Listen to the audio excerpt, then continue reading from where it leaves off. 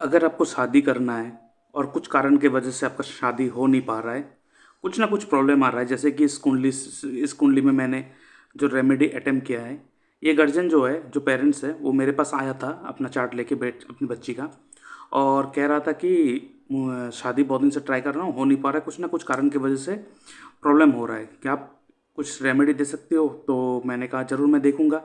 तो आप लोग कैसे इस चीज़ को मालूम कर सकते हो या देख सकते हो अपने चार्ट से कि आपका शादी का टाइम आया है कि नहीं आ रहा है? क्या आपका दशा आपको अलाउ कर रहा है कि नहीं कर रहा है शादी करने में? अगर नहीं कर रहा है तो आप रुक जाओ, टाइम के लिए आप थोड़ा वेट करो, परफेक्ट टाइम। लेकिन अगर आपका एज ज़्यादा हो गया है और you can't wait for a long time, तो ऐसा रेमेडी करके आप अपने लाइफ में वो सारे चीज़ को प्राप्त कर सकते हो जिस चीज़ को आपको चाहिए। ठीक है।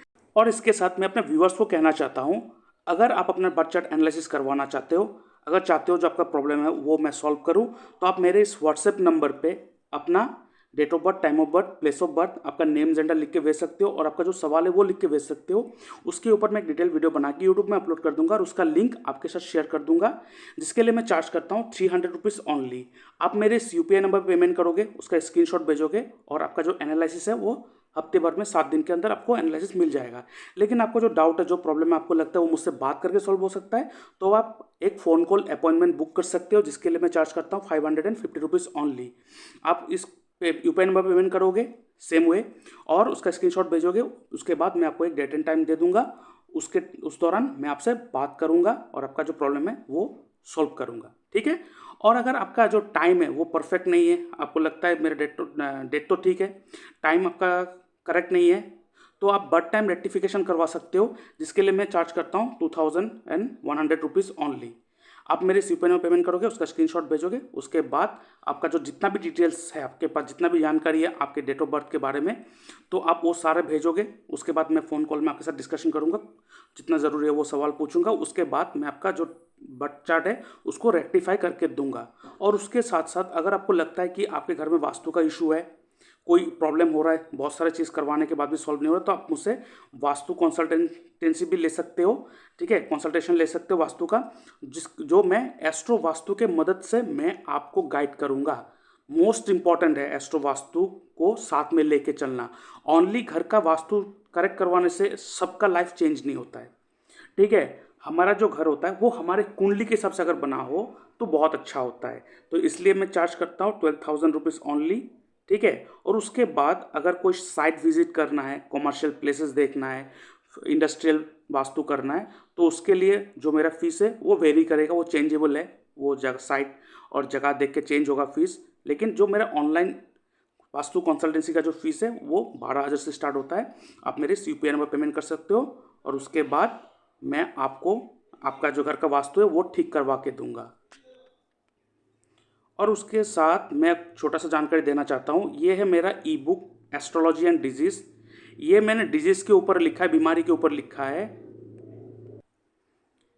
कि बीमारी किस लिए होता है, किस घर के वजह से हो रहा है, किस प्लेनेट के वजह से आपके साथ वो बीमारी हो रहा है, और उसको कैसे आप जान पाओगे और उसको कैसे ठीक कर पाओगे।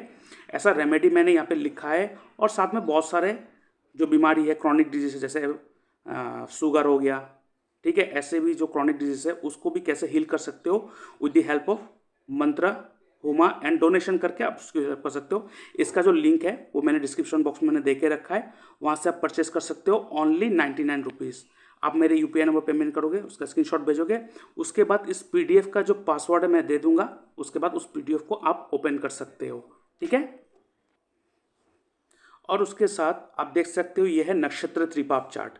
ठीक है। ये जो नक्षत्र त्रिपाप चार्ट है ये ऐसा चार्ट है जो आपके एक साल के प्रेडिक्शन ये देता है। मतलब जिस तारीख को आपका बर्थडे होगा उस तारीख से लेके अगले तारीख तक पूरे एक साल आपका कैसा जाएगा, ये नक्षत्र त्रिपाप चार्ट कहेगा। ये चार्ट जो है ना, पहली बार मैंने यूट्यूब में लाया हूँ और आज तक कभी किसी ने इसके बारे में जिक्र नहीं किया है, लेकिन ये बहुत इफेक्टिव रिजल्ट देता है। चाहे आप कुछ भी इंपॉर्टेंट काम करो, अगर उस समय कोई भी पापी प्लेनेट का रूल होगा तो वो काम आपका खराब ही जाएगा। कैसे? आप देख सकते हो यहाँ पे मैंने एज ये सब लिख के रखा है। ठीक है। आप देख सकते हो यहाँ पे मैंने एज लिख के रखा है ये सब, और उसके नीचे प्लेनेट है। मतलब आपका पूरा एक साल को 4 महीने 4 महीने 4 महीने 3 ग्रुप में बांटा गया है और उस 4 महीने को कोई एक प्लेनेट रूल करेगा। अगर यहाँ पे कोई नैसर्गिक पापी प्लेनेट का रूल होगा तो आपके लिए बहुत खराब जाएगा, और वहाँ पे अगर नैसर्गिक शुभ प्लेनेट का रूल होगा तो आपके लिए बहुत अच्छा जाएगा। ठीक है, यहाँ पे आपके कुंडली के साथ कोई भी ताल्लुकात नहीं है, चाहे आपके कुंडली में शनि अति योग कारक हो, चाहे आपका लगन का मालिक हो, लेकिन नक्षत्र त्रिपाप चार्ट में वो पापी प्लेनेट का जैसा ही एक्ट करेगा।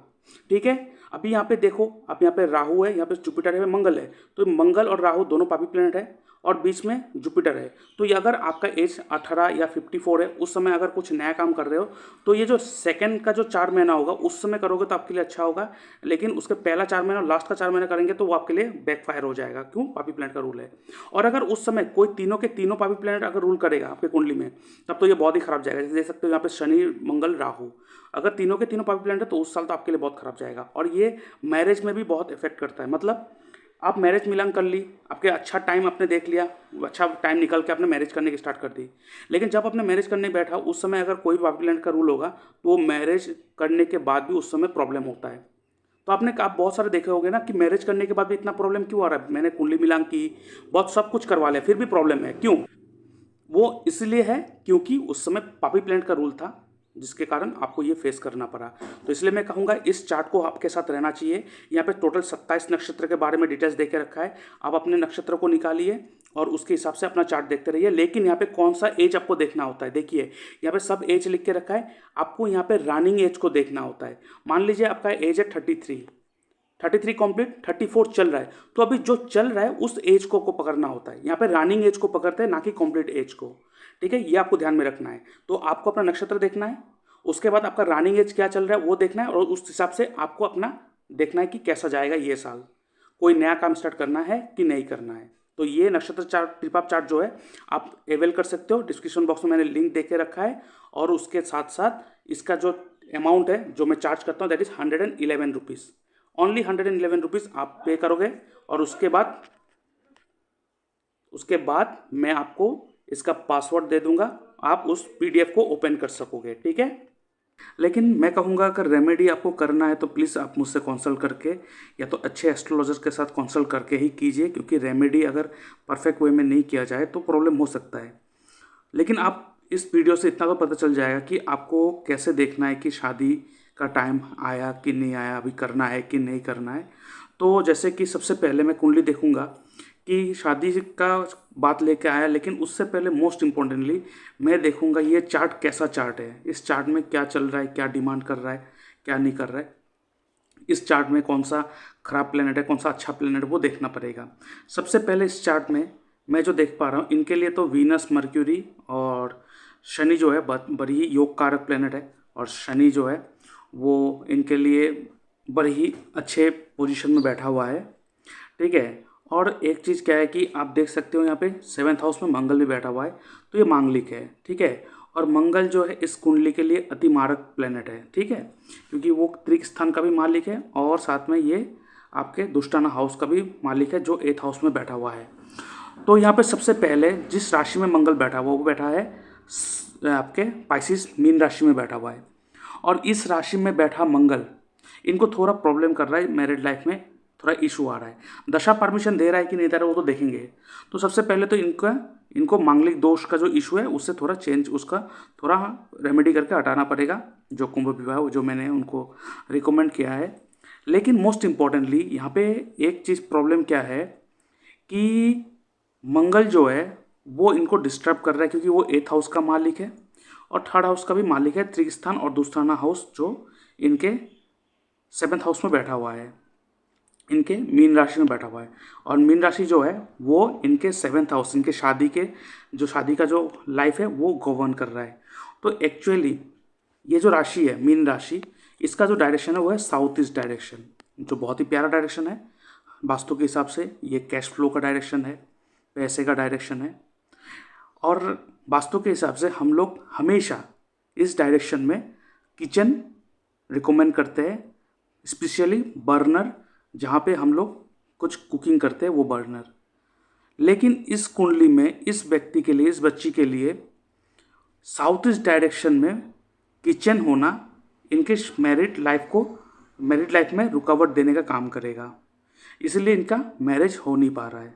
तो सबसे पहले मैंने क्या किया, मैंने इनके घर के साउथ ईस्ट डायरेक्शन से मंगल का सारा सामान मैंने वहाँ से रिमूव किया, जैसे कि बर्नर हो गया जहाँ पे कुकिंग करते हैं, फिर चिली पाउडर, ठीक है, उसके बाद मसूर दाल, रेड कलर, कुछ भी हो जो मंगल को रिप्रेजेंट करता हो उसको मैंने रिकमेंड किया। तो इसके साथ साथ मैं अपने व्यूअर्स को भी कहना चाहता हूँ कि अगर अपने घर को सबसे पहले वास्तु के हिसाब से, प्रॉपर वास्तु के हिसाब से अपना घर बनाइए, ठीक है, जो वास्तु जैसे कहते हैं, ठीक है, क्योंकि घर जो है वो एक तरह का हमारे रिलैक्सेशन का एरिया होता है, जहाँ जाके हमें हमारा जो दिन भर का थकान, दिन भर का परेशान, दिन भर का जो टेंशन है उसे दूर करना होता है।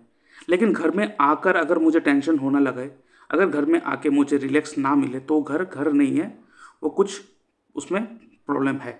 तो सबसे पहले वास्तु के हिसाब से अपना घर बनाइए, उसके बाद एस्ट्रो वास्तु के मदद से अपने घर को उस तरह चीज़ों को बनाइए ताकि वो आपको सपोर्ट करने लगे,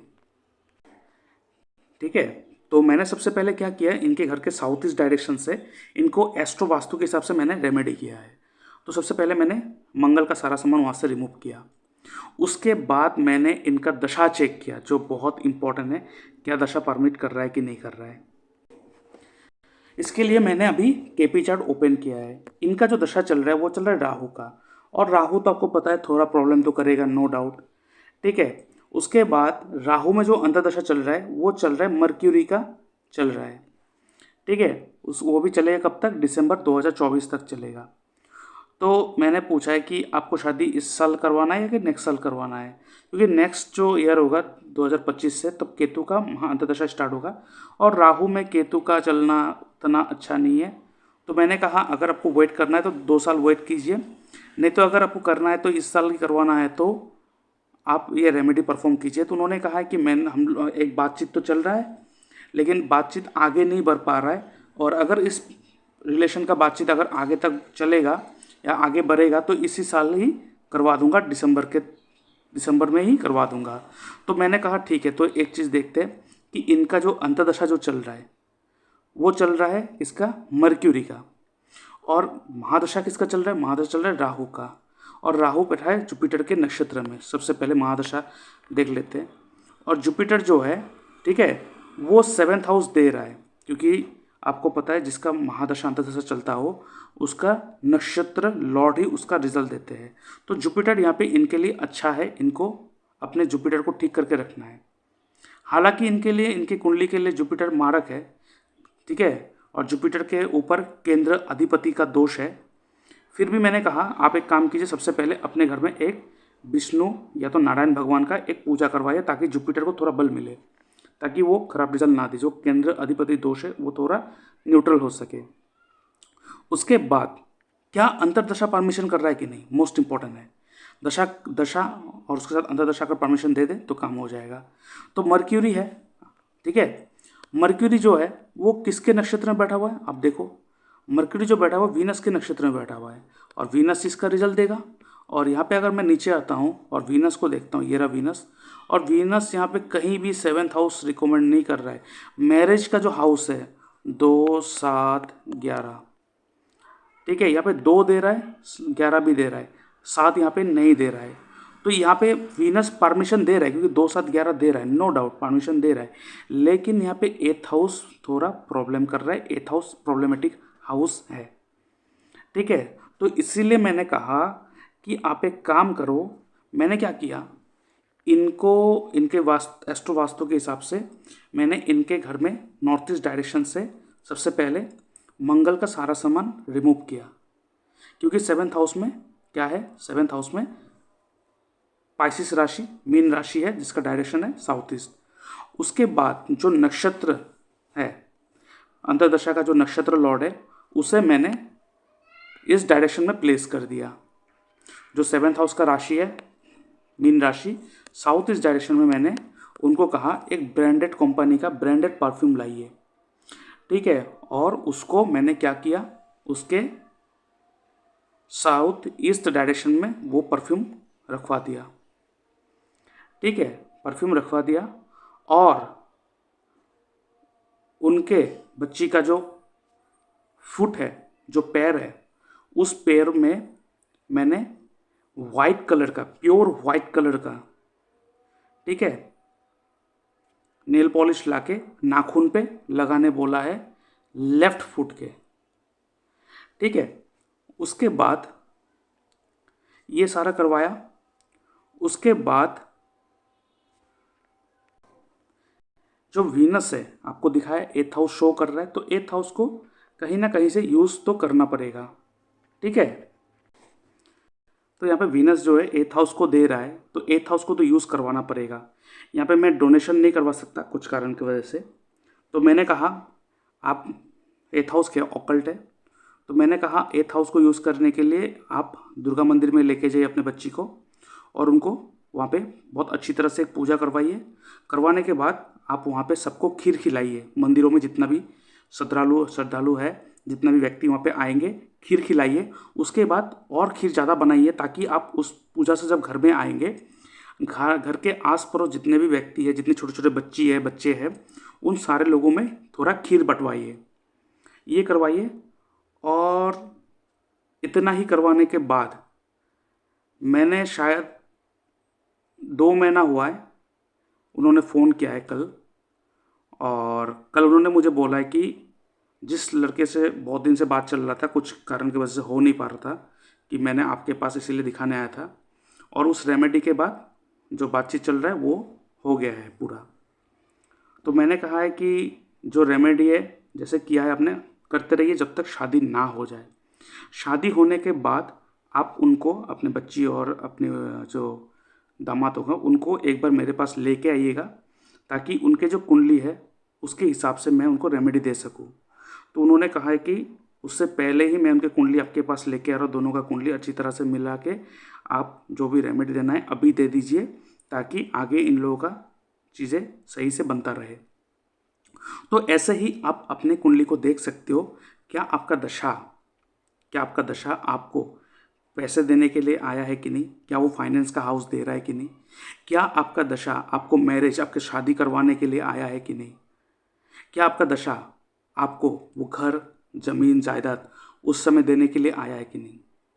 अगर आप जो चीज़ चाह रहे हो, जो चीज़ मांग रहे हो, वो चीज़ प्राप्त नहीं हो रहा है, इसका मतलब दशा उस चीज़ को नहीं दे रहा है। आप कुछ भी कर लो, आप कुछ भी कर लो, क्योंकि दशा is the most important thing. अगर दशा आपको परमिट कर दिया तो आप कर सकोगे। तो इसीलिए क्या होता है कि सबसे पहले दशा देखना होता है, दशा क्या रिप्रेजेंट कर रहा है, कौन सा हाउस दे रहा है, वो देखना होता है, और उसके बाद आप उस चीज़ को प्राप्त कर सकोगे। इसीलिए मैं हमेशा कहता हूँ, अपने घर को सबसे पहले वास्तु के हिसाब से बनाइए, और अपने कुंडली को दिखाने के बाद जो प्रॉब्लम आ रहा है उस प्रॉब्लम के हिसाब से घर का जो वास्तु है थोड़ा बहुत चेंजेस करते रहिए समय समय में, ताकि वो घर आपको वो सारा चीज़ देने लग जाए जो आप चाहते हो। ऐसे बहुत व्यक्ति है जो नए घर में जाने के साथ साथ उनका डाउनफॉल हो जाता है, और कोई कोई व्यक्ति है जो नए घर में जाने के साथ साथ उनका बहुत ही ग्रोथ हो जाता है। वो ये सारा चीज़ यही है कि वो घर, उस घर का एनर्जी आपको सूट किया है कि नहीं। क्योंकि वास्तु के हिसाब से सबसे पहले तो इंपॉर्टेंट बात है, वास्तु के हिसाब से अपना घर बनाना ही पड़ेगा, नो डाउट, इसमें कोई ऑप्शन ही नहीं है आपके पास। उसके बाद आपको देखना पड़ेगा, वास्तु के साथ बनाने के बाद एस्ट्रो वास्तु के हिसाब से थोड़ा बहुत चेंजेस करना पड़ेगा, चीज़ों को इधर उधर रखना पड़ेगा, प्लेस करना पड़ेगा अपने हाथों से, ताकि आपका जो प्लेनेट है आपको आपका रिजल्ट देने लग जाए। क्योंकि ऐसा तो नहीं होता है कि वास्तु परफेक्ट हाउस में सबको ही उन्नति होता है, और नेगेटिव वास्तु वाला घर में सबको ही बर्बादी मिलता है, ऐसा नहीं होता है। तो क्या होता है, वास्तु के साथ साथ आपको एस्ट्रो वास्तु को भी ठीक रखना ज़रूरी होता है। तो इसलिए आप इससे जुड़िए, अपना कुंडली एनालिसिस करवाइए, और अगर एस्ट्रोलॉजी आपको सीखना है तो मैं आगे एक्सप्लेन कर देता हूँ कि कैसे चीज़ों को करना है, ठीक है। और अगर आप बहुत प्रॉब्लम में हो, बहुत सारे एस्ट्रोलॉजर को दिखा के आप थक गए हो, तो क्यों ना आप इस कोर्स को कर लो। उसके बाद आप अपने लाइफ के साथ साथ आप दूसरे के लाइफ को भी सुधार सकोगे। ऐसे तो मेरा पहला बैच स्टार्ट हो गया है, ठीक है, जैसे मैंने थोड़ा ग्लिम्स दिया है इस वीडियो में, आपने देखा होगा जो मैं क्लास करवा रहा हूँ। तो सेकंड बैच जो स्टार्ट होगा, वो स्टार्ट होगा 22 तारीख से स्टार्ट होगा, संडे को रात को 8 बजे, ठीक है। तो जूम पर होगा लाइव क्लासेस, और इस कोर्स का डिटेल्स मैं आगे एक्सप्लेन कर दूंगा। और पूरा डिटेल्स जानने के लिए मैंने डिस्क्रिप्शन बॉक्स में, जो कोर्स का पूरा डिटेल्स है, डिस्क्रिप्शन बॉक्स में मैंने वीडियो का लिंक दे के रखा है। उस लिंक में जाके उस कोर्स का पूरा डिटेल्स आप देख लीजिए। ये कोर्स करने के बाद मैं आपको गारंटी दे सकता हूँ आपको और कोई दूसरा कोर्स करने की ज़रूरत नहीं पड़ेगा। ये एक प्रोफेशनल सर्टिफिकेशन कोर्स है, ख़त्म होने के बाद आपको सर्टिफिकेट मिलेगा। ये लाइव क्लासेस होगा जूम पर, ठीक है। और डिस्क्रिप्शन बॉक्स में मैंने व्हाट्सएप ग्रुप का लिंक दे के रखा है, dynamic astro and vastu science. इस ग्रुप में ज्वाइन हो जाइए, ठीक है। और उसके बाद मैं कुछ दिन बाद मैं व्हाट्सएप ग्रुप में मैं मैसेज कर दूंगा, एक डेमो क्लासेस लूँगा आप सबके लिए, ताकि आप तय कर सको कि ये कोर्स आपको कैसा लगा, कैसा होगा, कि आपके लिए सही होगा। उसके बाद इस कोर्स को करने के बाद 3 मंथ का ड्यूरेशन है इस कोर्स का, करने के बाद आपको वो सारा चीज़ पता चल जाएगा कि लाइफ में कैसे चलना है, खुद को कैसे सुधारना है, खुद के लाइफ को कैसे सुधारना है, और लोगों को भी कैसे गाइड करना है। आप एक प्रोफेशनल एस्ट्रोलॉजर बन जाओगे और उसके बाद आप खुद अपना चैम्बर खोल के अपना इनकम खुद जनरेट कर पाओगे। इतना बेहतरीन कोर्स है ये। तो इस कोर्स के जो डिटेल्स है मैं बता देता हूँ, लेकिन डिस्क्रिप्शन बॉक्स में जाके आप इस व्हाट्सएप ग्रुप में लिंक हो जाइए। उसके बाद इस कोर्स का जो डिटेल एक्सप्लेनेशन है उसका भी वीडियो मैंने लिंक में डाल के रखा है डिस्क्रिप्शन बॉक्स में, वहाँ पर देख लीजिए। और आगे कुछ जानकारी चाहिए तो आप मेरे इस व्हाट्सएप नंबर पर मैसेज कीजिए, आप मुझे कॉल भी कर सकते हो। लेकिन अभी मैं थोड़ा आपको इस कोर्स का जो ग्लिम्स है वो दे देता हूँ। देखिए, इस कोर्स में जो मैं कराने वाला हूँ, सबसे पहले वैदिक एस्ट्रोलॉजी, उसके बाद यहाँ पे आप सब सीखेंगे हाउस के बारे में, प्लेनेट के बारे में, कौन सा हाउस कौन से बॉडी पार्ट को रिप्रेजेंट करते हैं, कौन सा हाउस कौन से बीमारी को रिप्रेजेंट करता है, राशि क्या होता है, नक्षत्र क्या होता है, नक्षत्र से लोगों को कैसे ठीक किया जाए। उसके बाद प्लानिटरी अलाइनमेंट टेक्निक, ये एक विगुनंदी नाड़ी का पार्ट है जो थोड़ा एडवांस है। तो ये कोर्स बहुत ही बेहतरीन कोर्स है, ठीक है। स्टेप बाय स्टेप कोर्स है। इसे करने के बाद आपको कोई दूसरा सब्जेक्ट की ज़रूरत नहीं पड़ेगा। तीसरा जो यहाँ पे इंक्लूडेड है वो है stone selection with the Gemini system. उसके बाद marriage making and best career selection technique सीखेंगे, मेडिकल एस्ट्रोलॉजी एंड रेमेडी सीखेंगे, नक्षत्र त्रिपाप चार्ट टेक्निक सीखेंगे। ये नक्षत्र त्रिपाप चार्ट क्या है? ये बहुत ही बेहतरीन चार्ट है और ये फर्स्ट टाइम मैंने यूट्यूब में मैंने लाया है, और ये बहुत ही इफ़ेक्टिव सॉल्यूशन एंड बहुत ही इफ़ेक्टिव रिजल्ट देते हैं। ये फर्स्ट टाइम, आज तक किसी ने भी इसके बारे में चर्चा नहीं किया, शायद किसी को पता भी नहीं होगा इसके बारे में। और जब आप सीखोगे आप शॉक्ड हो जाओगे। उसके बाद आप सीखोगे मेरा favourite subject KP astrology, hit theory and astro vastu. यहाँ पे आपको वास्तु भी सिखाया जाएगा और वास्तु के साथ साथ इसके मदद से आप एस्ट्रो वास्तु करके आप लोगों को कैसे गाइड कर पाओगे, ठीक है। क्योंकि अब खाली वास्तु करने जाओगे तो वहाँ पे 25 से 30 हज़ार रुपये का फीस देना पड़ता है। और मैंने जो इस कोर्स का फीस रखा है वो बहुत ही कम रखा है, मिनिमम रखा है, दैट इज़ 12,000 ओनली। इससे कम और क्या मिल सकता है। लेकिन इसमें और एक ऑफर है। ऑफर क्या है? फर्स्ट आप 5,000 दे के एडमिशन लोगे, उसके बाद क्लास स्टार्ट हो जाएगा। उसके बाद आप क्लास जब स्टार्ट हो गया 1 महीने के बाद आप rest of the fees payment करेंगे। 3 मंथ का कोर्स है। कोर्स खत्म होने के बाद आपको सर्टिफिकेट मिलेगा astro dynamic and vastu science institution की तरफ से, और उसके बाद आप खुद एस्ट्रोलॉजी कर सकोगे और अपना करियर इसमें बना सकोगे। उसके बाद आप सीखोगे अष्टवर्क चार्ट प्रेडिक्शन टेक्निक। उसके बाद सीखोगे जीपीएस टेक्निक एंड दशा लगन टेक्निक, बहुत ही बेहतरीन। जीपीएस टेक्निक तो बहुत मज़ेदार है, इसे दिशा बल टेक्निक भी कहते हैं जो हम लोग यूज़ करते हैं। उसके बाद नवतारा चक्र पद्धति, fully devoted to Nakshatra remedy, बहुत ही इफेक्टिव है, ठीक है। इसमें हम लोग देखते हैं फ्रेंडली नक्षत्र, एनिमी नक्षत्र, ठीक है। उसके बाद अति मित्र जो हमें मदद करने के लिए बैठा हुआ है। बहुत ही प्यारा सब्जेक्ट है, बहुत ही प्यारा कोर्स है इसमें। उसके बाद यहाँ पे और एक चीज़ मैं यहाँ पे एक्स्ट्रा सिखाऊंगा, डाउजिंग सिखाऊंगा आपको। एनर्जी, किसी जगह पे आप जाओगे उस जगह के एनर्जी को कैसे आप देखोगे डाउजिंग के मदद से, कैसे आप लोगों के जो ऑरा है उसे स्कैन करोगे, उस ऑरा स्कैन करना को सिखाऊंगा, ठीक है। खुद के जो ऑरा है, खुद का ऑरा सबसे पहले इंपॉर्टेंट, मोस्ट इंपॉर्टेंट, उसको कैसे आप ठीक करोगे, उसके बाद लोगों के जो ऑरा है उसको कैसे ठीक करोगे, वो सारा से इस कोर्स में इन्वॉल्व होगा। तो आइए इस कोर्स से जुड़िए और एक अच्छे लाइफ, बेहतरीन लाइफ के तरफ एक स्टेप आगे बढ़ाइए, और मैं आपके साथ हमेशा रहूँगा। तो इस कोर्स का पूरा डिटेल्स आप डिस्क्रिप्शन बॉक्स में मैंने लिंक दे के रखा है, वहाँ पे जाके पूरा एक्सप्लेनेशन आप देख सकते हो। और आप मेरे व्हाट्सएप ग्रुप में ज्वाइन हो जाइए। 22 तारीख को क्लास स्टार्ट होगा, सेकेंड बैच स्टार्ट होगा। तो उससे पहले आप इस व्हाट्सएप ग्रुप में ज्वाइन होइए। बीच में मैं एक डेमो क्लासेस लूँगा, फ्री ऑफ कॉस्ट होगा, उसमें कोई पैसा नहीं लगेगा। वो क्लास करने के बाद आपको पता चल जाएगा कि आपको क्या करना है क्या नहीं करना है, ठीक है। उसके बाद अगर आपको मुझसे कुछ कांटेक्ट करने को जानकारी लेना है तो आप इस मेरे व्हाट्सएप नंबर पर मैसेज कर सकते हो या मुझे कॉल भी कर सकते हो। और मेरा ये यूपीआई आईडी है, ठीक है, इसमें आप पेमेंट कर सकते हो। और उसके बाद आप इस कोर्स में एनरोल हो जाओगे और आपको एक रिसिप्ट मिलेगा। उसके बाद इस कोर्स को मैं स्टार्ट करूँगा नेक्स्ट संडे, नेक्स्ट नहीं उसके बाद वाला संडे 22 तारीख को इसका कोर्स स्टार्ट होगा। और इसके साथ अगर आपको अपना कुंडली एनालिसिस करवाना है, आपका चार्ट एनालिसिस करवाना है, तो आप क्या कर सकते हो ये भी एक्सप्लेन कर देता हूँ मैं थोड़ा।